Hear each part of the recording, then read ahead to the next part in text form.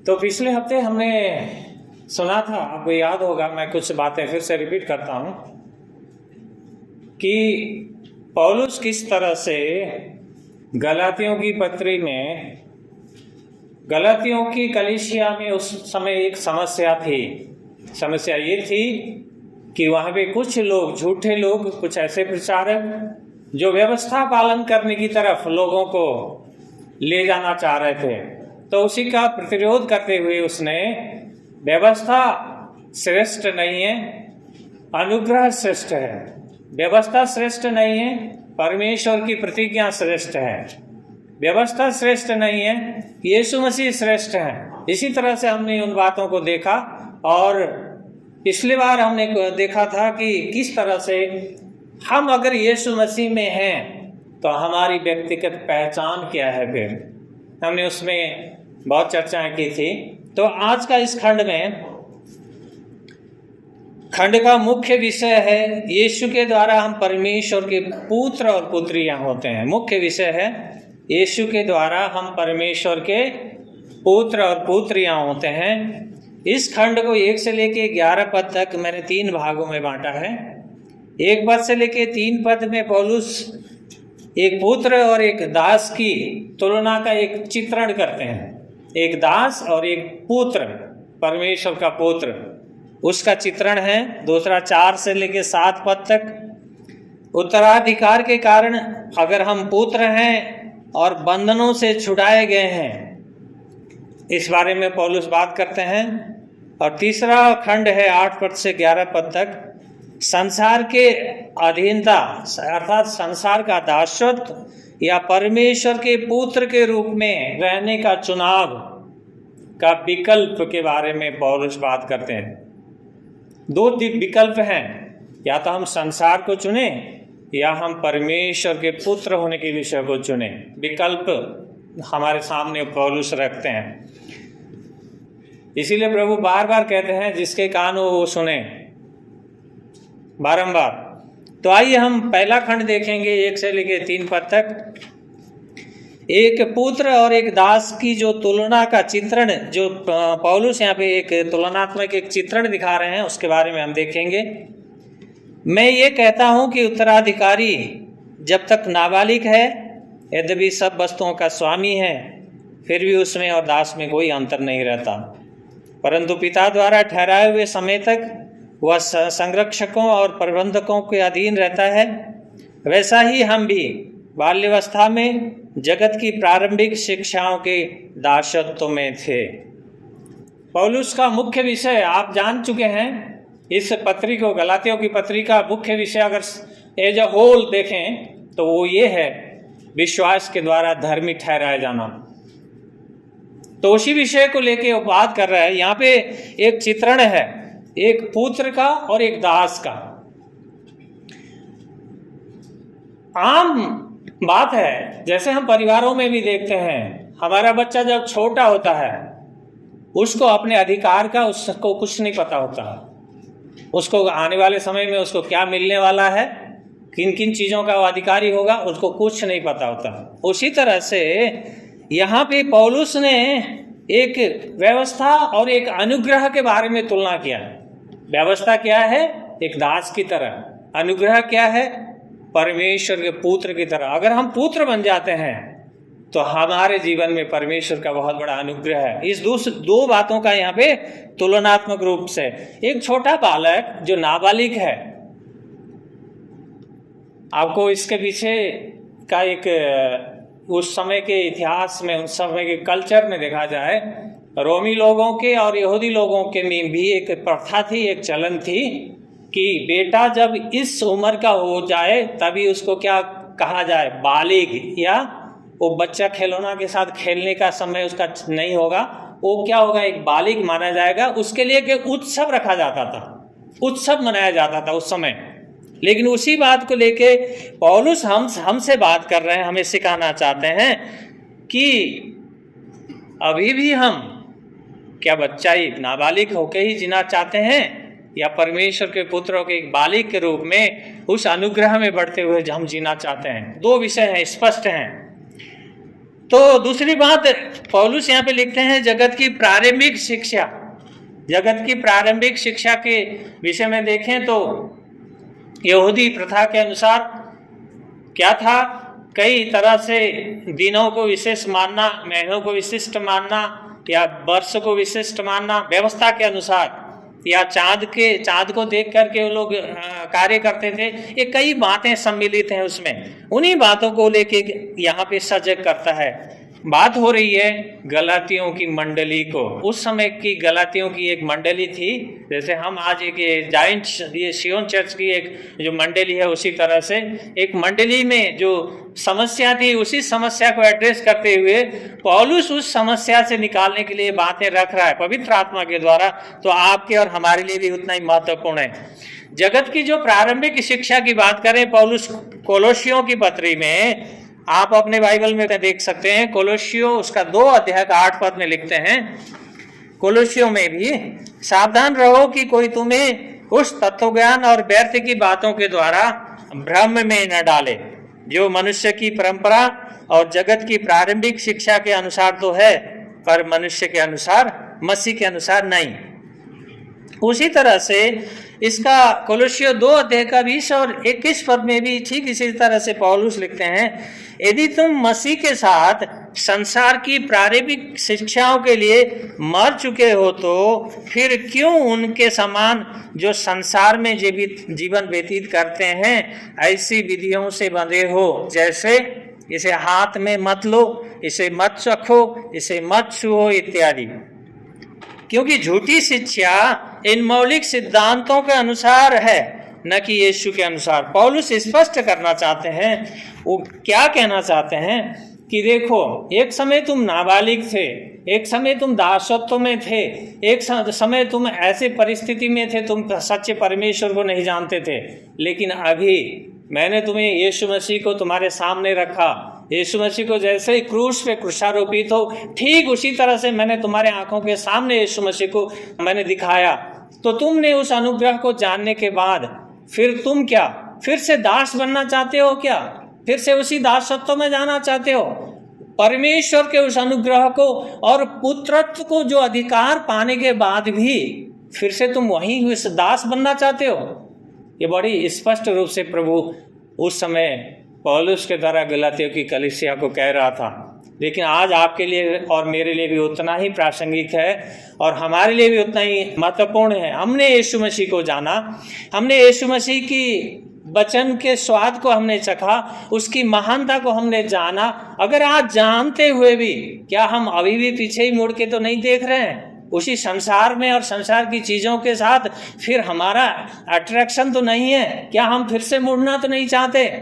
तो हमें गौर करना पड़ेगा, सोचना पड़ेगा, क्योंकि ये बहुत महत्वपूर्ण है हमारे जीवन के लिए और उस अनंत जीवन के लिए। ये मायने रखता है, बहुत महत्वपूर्ण है। क्योंकि एक बात हमेशा ध्यान रखिएगा, संसार और संसार का जीवन क्या है? संसार के लोगों का जीवन कब्र तक ही है, लेकिन हमारा जीवन, मसीह जीवन, कब्र के बाद फिर शुरू होता है। ये हमें नहीं भूलना है। इसीलिए अगर हम पुत्र हैं, परमेश्वर ने हमें उस नाबालिग अवस्था से, उस दासत्व से जिसके हम दास थे, हमें बाहर निकाल के लाया, तो फिर हम कैसे हम मुड़ के उसमें जा सकते हैं? वहाँ समस्या यही थी। कुछ लोग भड़का रहे थे, कुछ लोग गलातियों की मंडली को क्या कर रहे थे? नहीं नहीं नहीं नहीं नहीं, मूसा का व्यवस्था को पालन करना होगा, खतना कराना होगा, तुम्हें ये माने बगैर, व्यवस्था माने बगैर तुम्हें संपूर्ण रूप से उद्धार नहीं मिल सकता। इस तरह से शिक्षा दे रहे थे। तभी पौलुस ये बातें लिख रहा है।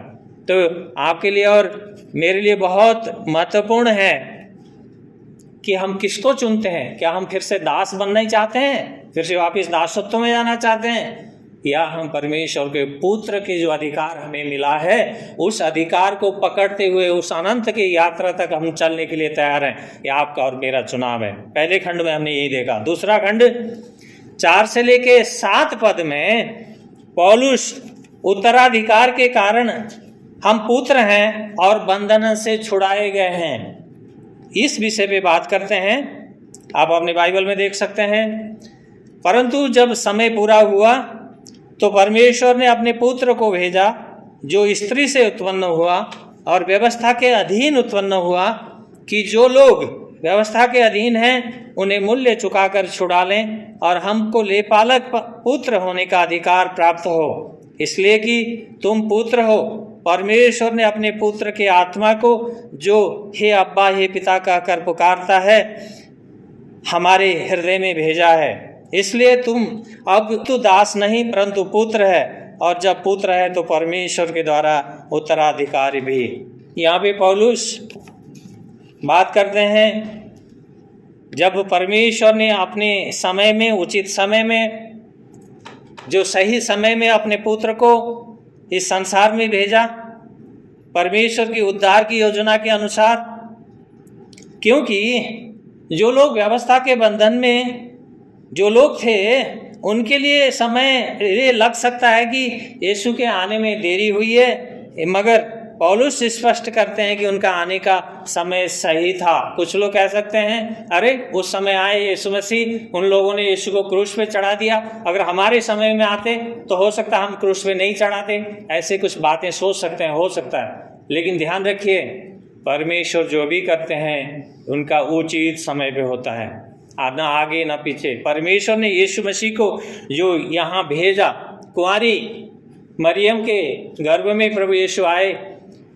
उनका वो आने का एक उचित समय था। वो सही समय पे परमेश्वर पिता ने उस उद्धार की जो योजना था उसको पूरा करने के लिए यीशु मसीह को इस दुनिया में भेजा।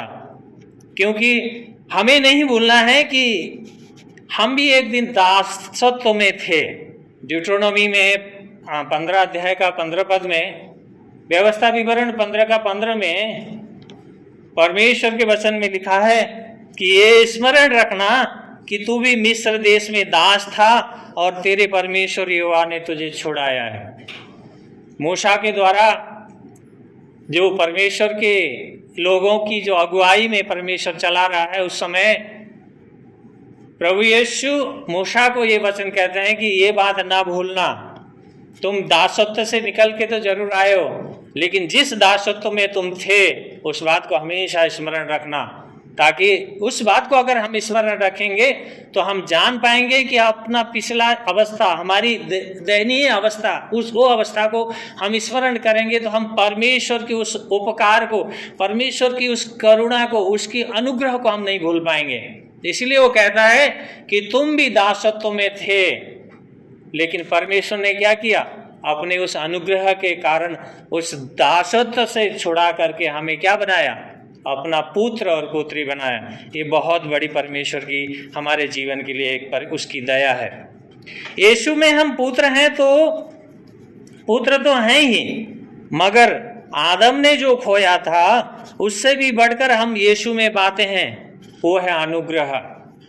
आदम पुत्र नहीं बना, पर हम यीशु में पुत्र अर्थात उसका परिवार का हिस्सा बनते हैं। अगर आप उत्पत्ति के 3 अध्याय पढ़ें पहले, उसमें आदम को कहीं पुत्र करके नहीं कहता परमेश्वर वचन में, लेकिन आपको और मुझे यीशु मसीह पुत्र और पुत्रियां कहता है। ये हमारा कितना बड़ा सौभाग्य है, हमें इसको नहीं भूलना चाहिए। क्योंकि अगर हम पुत्र हैं और पुत्रियां हैं तो जिस कारण हम क्या कहते हैं, उसको अब्बा और पिता कहते हैं।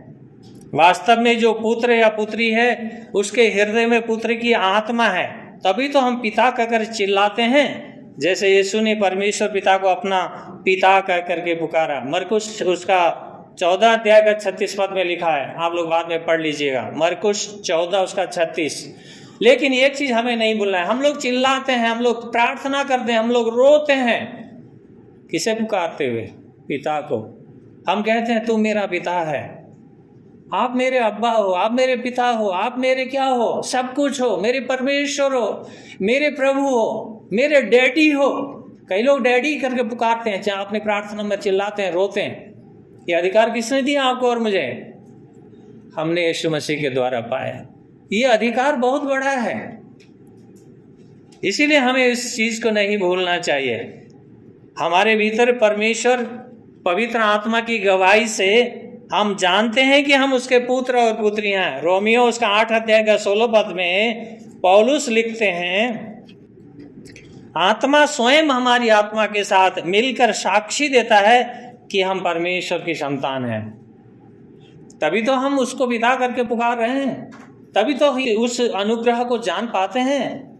अगर पिता नहीं है तो हम उसको पिता कैसे पुकारेंगे, कैसे कहेंगे? छोटे बच्चे को ही ले लीजिए, अगर वो अपने पिता को जानता है तो पिता करके दूसरे किसी मनुष्य को नहीं बुलाएगा पिता करके, कभी नहीं बुला सकता। तो हमने और आपने पिता को जाना है, अगर हम उसके पुत्र हैं तो फिर उस पुत्रत्व की जो अधिकार यीशु ने दिया है उसको हमें अपने हृदय में गांठ बांध के हमें चलना होगा, उसको रखना होगा। परंतु अब तुम दास नहीं पुत्र हो, पौलुस लिखता है दास नहीं पुत्र हो। देखिए, पुत्र कभी दास नहीं होते, ध्यान रखने वाली बात है। पुत्र कभी दास नहीं होते और दास कभी अपने स्वामी के घर में पुत्र नहीं होते। यीशु ने इस बात को उड़ाऊ पुत्र के दृष्टांत में चित्रित किया, जहां पुत्र ने दास के रूप में पिता के पास लौटने का संकल्प लिया, लेकिन पिता ने दास के रूप में नहीं पुत्र के रूप में उसे ग्रहण किया। आप लोग इस खंड को जानते हैं, हमने पिछले दिनों में लूका में जो दृष्टांत हैं उनको हमने यहाँ पे प्रचार किया था, आप लोगों को याद होगा। लूका उसका 15 अध्याय का 11 से लेकर 24 पद के बीच में अगर आप पढ़ो, इस घटना को पढ़ो, तो इस घटना से आपको स्पष्ट होगा। मैं थोड़ा सा आपके बीच में बता देता हूँ, जो नए लोग वो जाने। एक मनुष्य जिसके 2 पुत्र हैं, 2 पुत्र हैं, तो छोटे वाले पुत्र ने क्या किया, उसने अपने पिता से कहा कि पिता मुझे मेरी जो संपत्ति का जो मेरा हक है, जो मेरा हिस्सा है, मेरा जो अधिकार है, मुझे दे दे। तो पिता ने क्या किया, उसको जो भी जायदाद का हिस्सा बनता था उसने उसको छोटे वाले पुत्र को दे दिया। उसने क्या किया, उसने लेके वो कहीं दूर देश में चला गया। दूर देश में जाने के बाद ऐसे लोगों के संगति में पड़ा, वो सब कुछ लुटा डाला। लुटाने के बाद एक समय उसके जीवन में ऐसा आया कि उस देश में अकाल पड़ा और कोई उसको जॉब नहीं मिला, कोई नौकरी नहीं मिली, कोई काम नहीं मिला। अंतिम में वो भटकता हुआ कैसा काम मिला, सूअरों को चराने का काम। और खाना भी कैसा मिला, सूअरों को जो खाना मिलता है वही खा रहा था वो व्यक्ति। ऐसी उस अवस्था में वो व्यक्ति था। लेकिन जब उसके मन में आया कि अरे मेरे पिता के घर में जो दास जो नौकर हैं वो भी अच्छे भोजन खाते हैं, उनकी अच्छी स्थिति है, मेरी स्थिति तो इतनी दयनीय हो गई, क्यों न मैं वापस पिता के घर में जाऊं और पिता से कहूँगा प्रभु पिता मुझे पुत्र के रूप में नहीं, एक दास के रूप में मुझे स्वीकार कर ले, एक नौकर के रूप में मुझे रख ले तेरे पास। जब वो इस भावना के साथ वापिस आता है, याद रखिए वहाँ पे पिता ने, बाइबल सिखाती है हमें, वहां पे पिता ने उसको दास के रूप में ग्रहण नहीं किया, उसको पुत्र के रूप में गले लगाया। परमेश्वर पिता का प्रेम ये है। यीशु मसीह आज भी वही चाहता है आपसे और मुझसे, हम उसकी ओर फिरें, वो गले लगाने के लिए तैयार है। हम कैसे भी हैं वो जानता है परमेश्वर, लेकिन वो हमारे मन से चाहता है कि हम पुकारें प्रभु मैं चाहता हूं तेरे पास आ जा। आप यहाँ पे देखिए, अगर हम पुत्र हैं तो फिर हम दास नहीं हो सकते। एक चीज स्पष्ट करता है पौलुस, अगर आपको और मुझे पुत्र और पुत्रियां बनाया है परमेश्वर ने, तो फिर हम दास नहीं हो सकते। फिर उस दासत्व में दोबारा जाने की ओर आप सोचे ना। अगर आपने यीशु मसीह को जान लिया है, यीशु को पहचान लिया है, यीशु मसीह ने आपको और मुझे पुत्र के रूप में ग्रहण करना चाहा है, दास के रूप में नहीं। बहुत महत्वपूर्ण बात है ये। परमेश्वर पिता चाहता है कि हम पुत्र के रूप में उसके पास ग्रहण किए जाएं, आए, दास के रूप में नहीं। तो ये आपके और मेरे लिए बहुत गंभीर और बहुत महत्वपूर्ण विषय है। आप और हम दास नहीं हैं। जिन्होंने प्रभु को अपना प्रभु और अपना सब कुछ, अपना स्वामी, अपना मास्टर सब कुछ मान लिया है, जिन्होंने उद्धार का स्वाद चखा है, अपने जीवन में उद्धार को महसूस किया है, वो पुत्र हैं, वो दास नहीं है। इस बात को ना भूलें। कैसी एक सुंदर कैसी एक प्रगति है। सबसे पहले हम दासत्व से स्वतंत्र होते हैं उसके बाद उसके परिवार में गोद लिए जाते हैं, उसके बाद हम पुत्र घोषित किए जाते हैं, तब हम उसके बेटे बनकर या बेटियां बनकर परमेश्वर का उत्तराधिकार हम प्राप्त करते हैं। हमें उत्तराधिकार में क्या मिला? कभी आपने सोचा उत्तराधिकार में हमें क्या मिला है? परमेश्वर ने उत्तराधिकार में हमें परमेश्वर पिता को ही दे दिया है। हमने उत्तराधिकार में, हमने यीशु के द्वारा हमने पिता परमेश्वर का अपना पिता के रूप में पाया है। उत्तराधिकार में क्या पाया? इससे बढ़ के और क्या हमारा सौभाग्य हो सकता है? हमने उस सर्वशक्तिमान सारी सृष्टि का जो मालिक है, पिता है, उस परमेश्वर को अपने पिता के रूप में पाया है, अधिकार में, उत्तराधिकार में।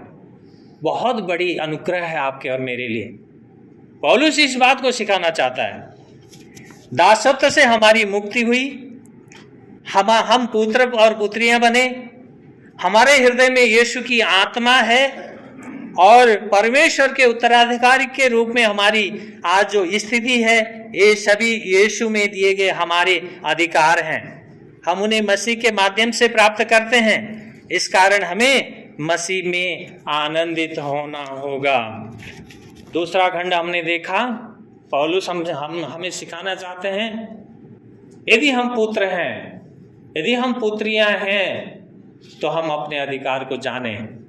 हमें जो उत्तराधिकार में जो मिला है उसको हम पहचाने। हम दास नहीं हैं, अभी फिर से दासत्व में लौट जाएं। मैं बार बार बोलता हूं, देखिए एक एग्जाम्पल, खास करके बहनें सब्जियां काटती हैं। हम लोग कटहल लाते हैं ना, कटहल सब लोग जानते होंगे, कटहल लाते हैं। कटहल काटने से पहले क्या करती हैं? हाथों में भी वो तेल या नींबू जो कुछ भी है, उन्हें पता है जो कटहल का जो रस होता है वो न चिपके, लगाती हैं, उस बर्तन में लगाती हैं, चाकू में लगाती हैं, हमने देखा है करते हुए। उसके बाद उसको काटती हैं तो क्या होता है? चिपकता नहीं है। ठीक उसी तरह से परमेश्वर ने आपको और मुझे इस पृथ्वी में रखा तो है, लेकिन सांसारिकता हमें हमारे अंदर नहीं चिपकना चाहिए। अगर यीशु का लहू से हम धोए गए हैं, यीशु के लहू हमारे जीवन में लगाया गया है, तो वो सांसारिकता नहीं चिपक सकता। ध्यान रखिएगा, सांसारिकता तभी चिपकता है आपके और मेरे जीवन में जब हमारे जीवन में हमें महसूस ही नहीं, पता ही नहीं कि यीशु का लहू से हम धोए गए हैं, लिपटे गए हैं, तभी सांसारिकता हमारे जीवन में चिपकता है। बहुत परमेश्वर ने इस प्रकृति द्वारा, इस सृष्टि द्वारा भी बहुत से उदाहरण रखे हुए हैं।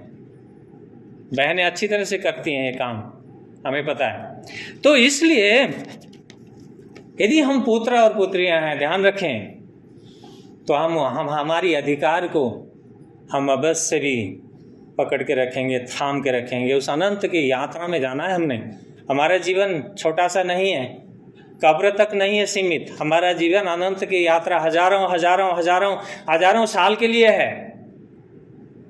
तो ये जो छोटा सा समय है ना, जो छोटा सा लाइफ स्पैन है हमारा, वो बहुत महत्वपूर्ण है।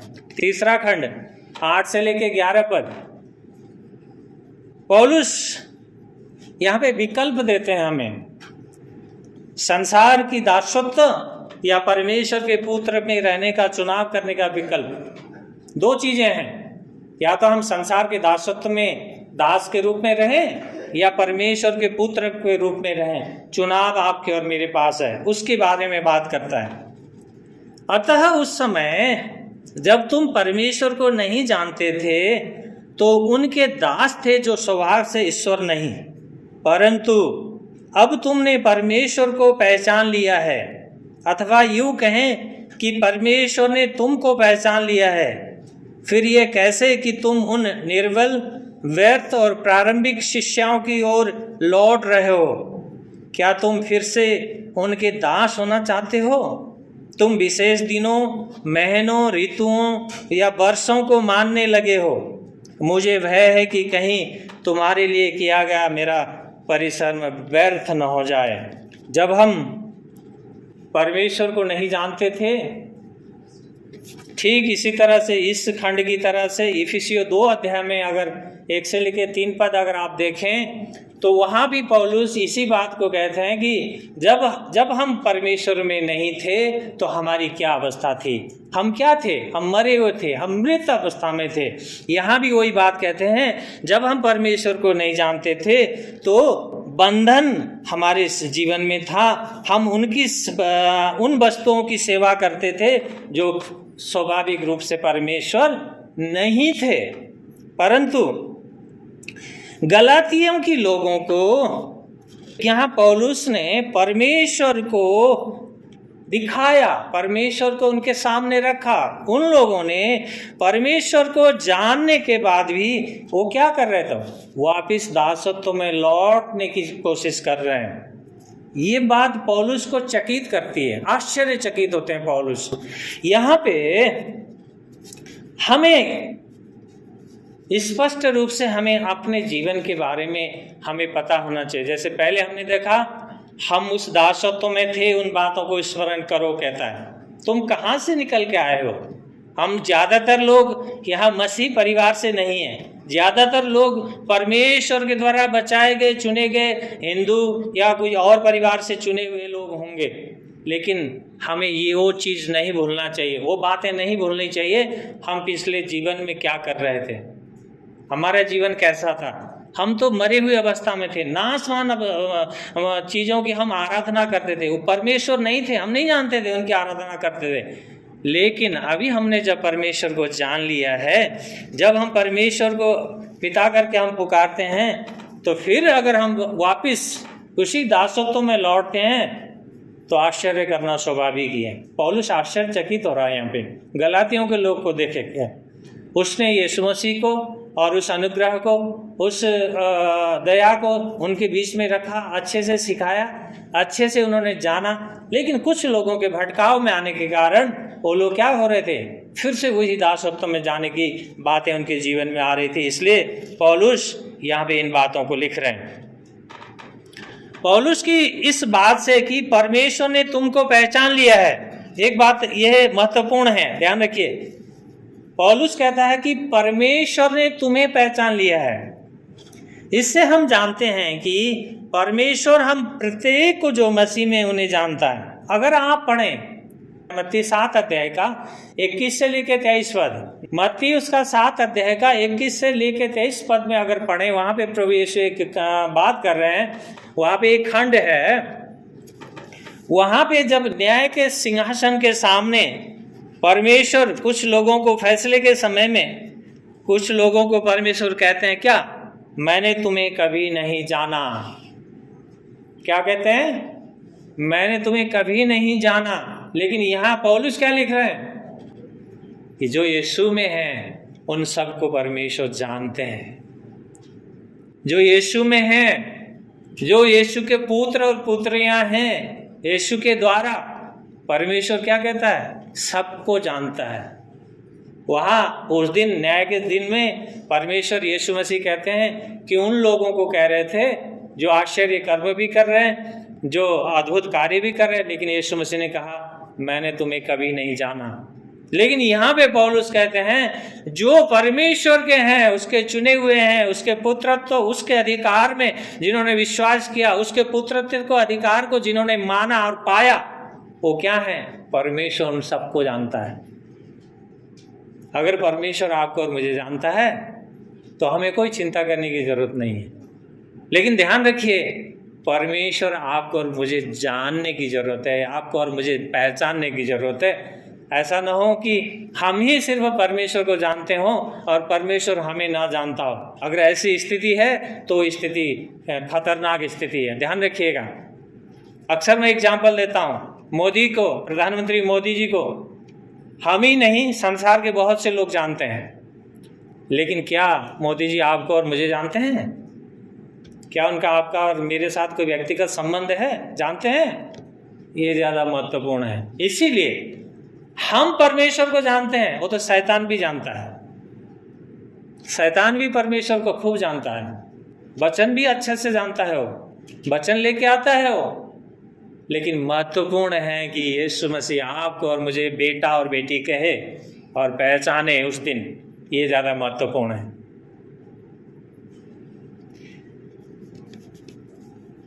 पौलुस की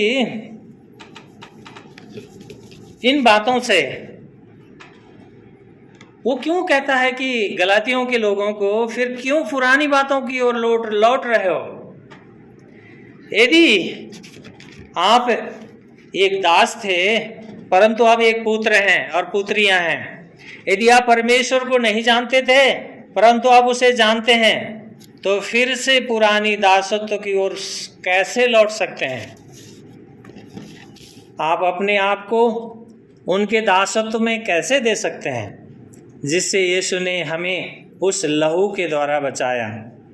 गलातियों के बीच में उन झूठे शिक्षकों ने दिन, महीना, ऋतु, वर्ष जैसे अन्य व्यवस्था की बातों को पालन करने की मांग किया, जैसे उन्हें उद्धार उन्हीं चीज़ों से मिलता हो।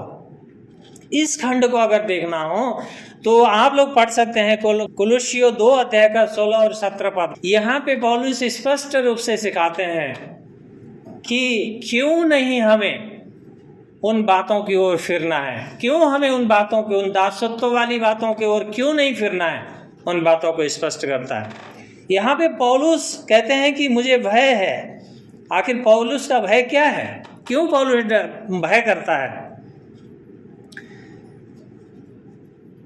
जो उसने गलातियों के लोगों के लिए परिश्रम किया, यदि वो लोग व्यवस्था की ओर मुड़ने से उसका सारा परिश्रम क्या हुआ? बेकार हो गया। जैसे पहला कोरिन्थियों उसका 15 का 10 में लिखा है, पहला कोरिन्थियों उसका 15 का 10 में पौलुस लिखते हैं, मैंने सबसे बढ़कर परिश्रम किया, फिर भी मैंने नहीं परंतु परमेश्वर के अनुग्रह ने मेरे साथ मिलकर किया। पौलुस क्या कहते हैं? मैंने जितने भी परमेश्वर के दास है सबसे बढ़ के यीशु मसीह में मैंने परिश्रम किया।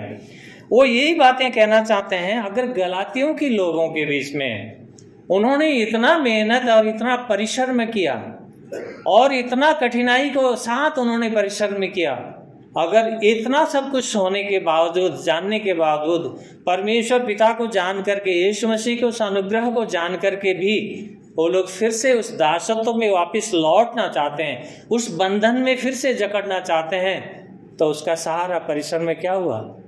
बेकार हो गया। इसी बात से वो चिंतित, भय कर रहा है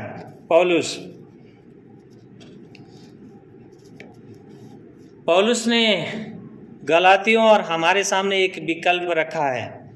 यीशु ने हमारे लिए क्या किया और हम उसमें कौन हैं, और यीशु के कारण परमेश्वर के साथ हमारा पिता पुत्र का रिश्ता बनाते हुए जीवन जिए या फिर व्यवस्था पालन करके दास की तरह बंधन में रहें। यदि हम दास की तरह जीते हैं तो सुसमाचार हमारे लिए व्यर्थ है।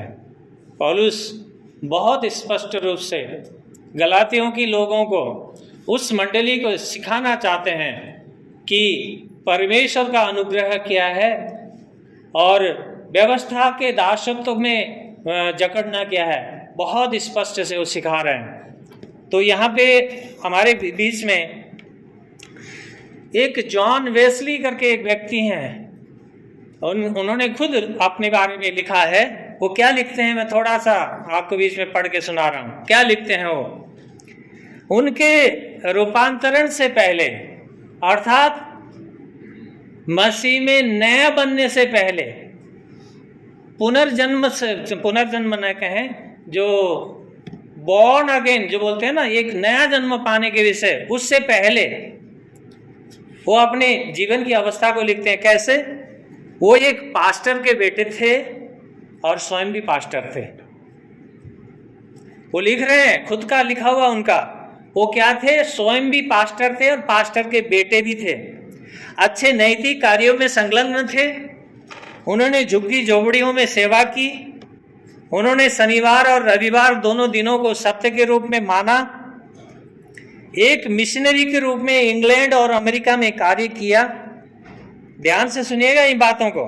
बाइबल पढ़ना, प्रार्थना करना, उपवास करना, दान देना इत्यादि कार्य उन्होंने किया। फिर भी वो हर समय अपने धार्मिक प्रयासों से उन धार्मिक प्रयासों के जंजीरों से बंधा हुआ था, क्योंकि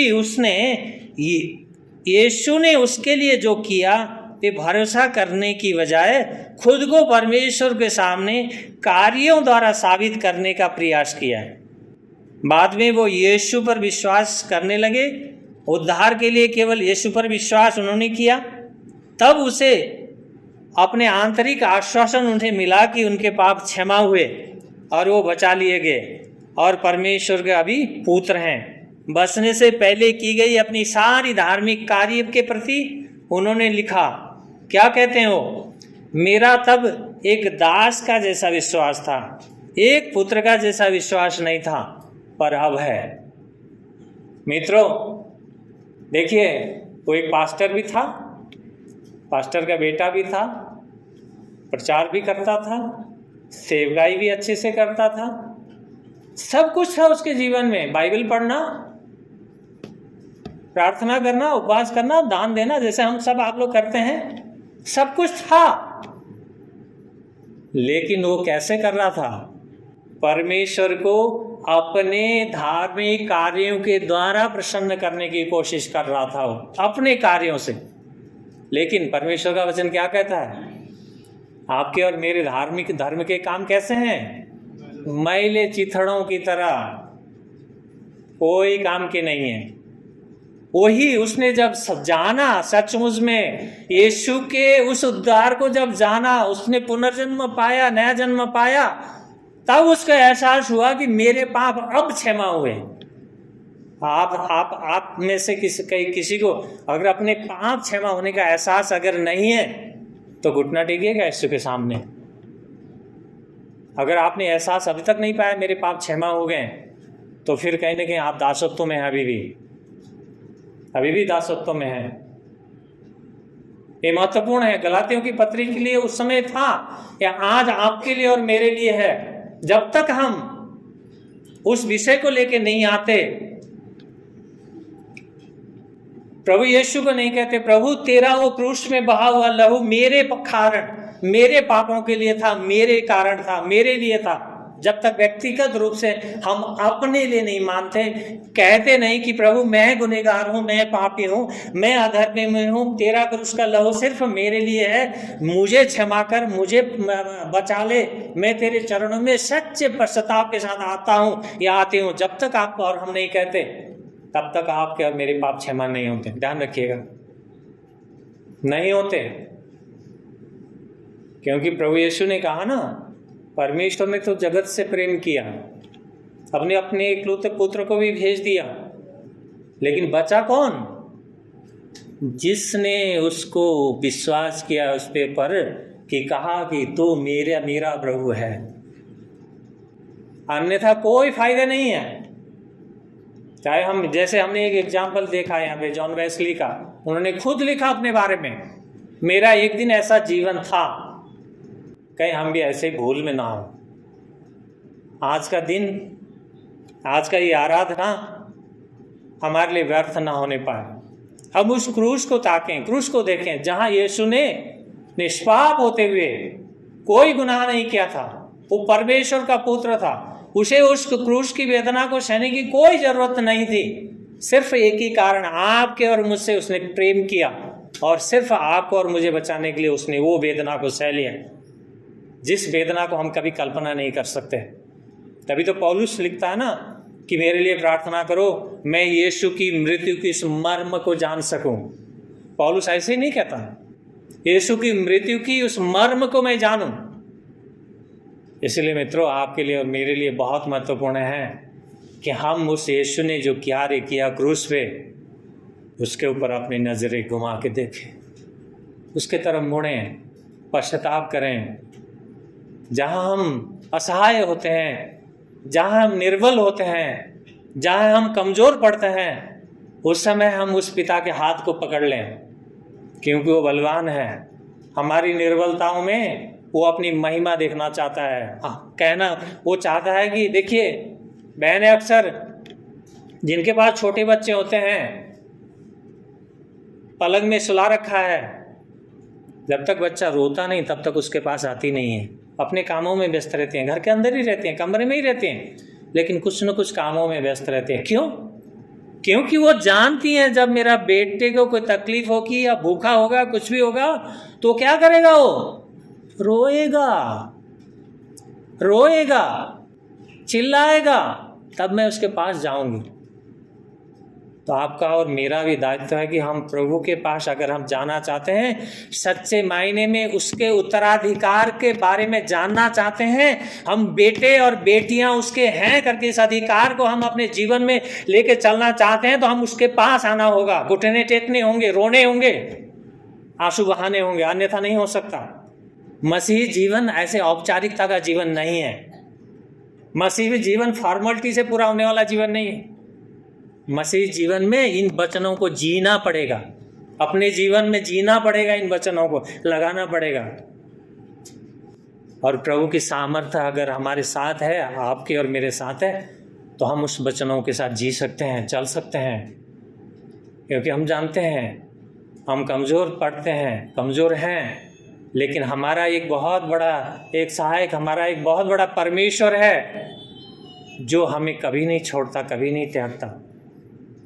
मेरा एक प्रश्न है, क्या आप यीशु के द्वारा परमेश्वर के पुत्र और पुत्रियां हैं या अभी भी संदेह के बंधन में हैं? जरा खुद के लिए सोचें और सही पहल करें। सोचें अपने लिए, खुद के लिए, किसी को बताने की जरूरत नहीं है।